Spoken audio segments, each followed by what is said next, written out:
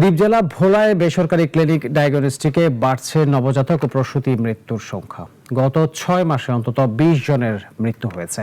এই অবস্থায় নিরাপদ স্বাস্থ্য সেবা নিয়ে শঙ্কিত স্থানীয়রা অভিযোগ রয়েছে প্রয়োজনীয় দক্ষ জনবল ছাড়াই পরিচালিত হচ্ছে অনেক বেসরকারি হাসপাতাল। মোহাম্মদ বিল্লাল নাফিজের তথ্য ও চিত্রে জানাচ্ছেন শাশ্বতী সরকার। ভৌগোলিক বিচ্ছিন্নতার কারণে দ্বীপ জেলা ভোলায় উন্নত চিকিৎসা অবকাঠামোর ঘাটতি রয়েছে।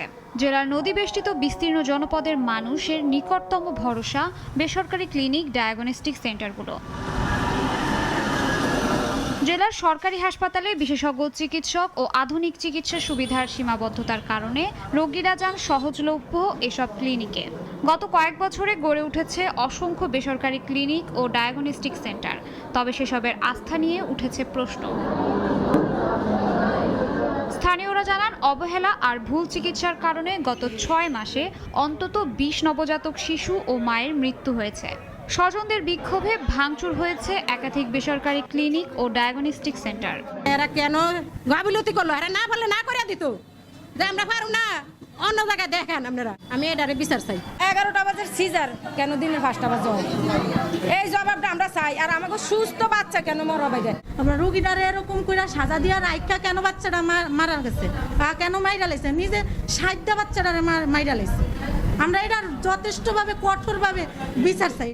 অভিযোগ আছে, অনেক প্রতিষ্ঠানেই নেই প্রয়োজনীয় বিশেষজ্ঞ চিকিৎসক, প্রশিক্ষিত নার্স, অ্যানেস্থেশিয়া বিশেষজ্ঞ কিংবা আইসিইউ সুবিধা। তবুও নিয়মিত করা হচ্ছে সিজারিয়ান অপারেশন সহ ঝুঁকিপূর্ণ নানা অস্ত্রোপচার।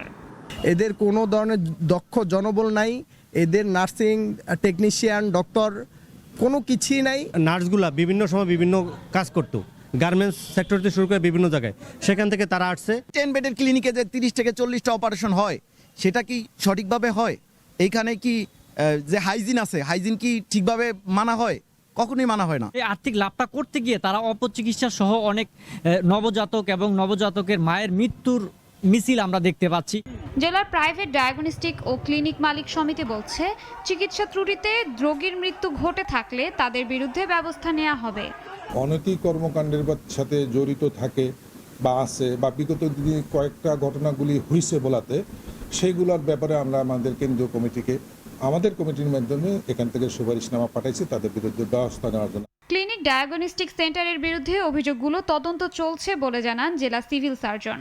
তাদের যদি কোনো ত্রুটি থাকে সেটা যদি তদন্তে বের হয়ে আসে, সেক্ষেত্রে আমরা ডিজি অফিসে লিখবো। তাদের আসলে হাসপাতালের লাইসেন্স স্থগিত হবে না বন্ধ হবে, সেটা ডিজি অফিস সিদ্ধান্ত নেবে, সেটা রিপোর্ট পাওয়ার পরে।